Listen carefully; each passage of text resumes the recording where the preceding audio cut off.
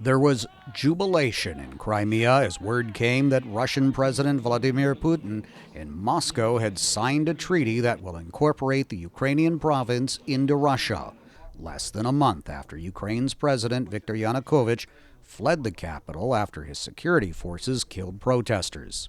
During an address to Russia's parliament, which was televised live across both Russia and Ukraine, Mr. Putin condemned the Kyiv leaders who replaced Mr. Yanukovych, saying they had abused the rights of ethnic Russians in Crimea and intervention was needed to prevent treachery.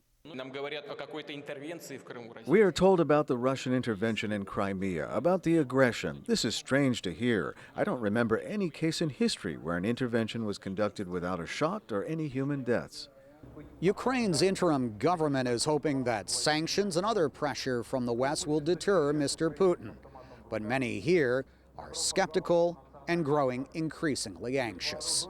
Ukrainian political analyst Yana Korobko is among those concerned about whether Russia will be satisfied with only annexing Crimea. Actually, there is no guarantee that Russia would stop with Ukraine. There is evidence that Russia would, if not stopped right now, would continue its expansion to those parts of the world where, as it claims, the Russian national interests are. Ukrainian interim Prime Minister Arseniy Yatsenyuk says there is convincing evidence Russian special services are organizing unrest in the eastern part of the country. There are saboteurs who have been arrested. There is no place in Ukraine for these warmongers.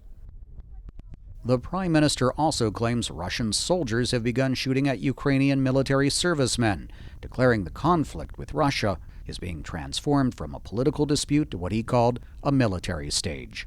Steve Herman, VOA News, Kyiv.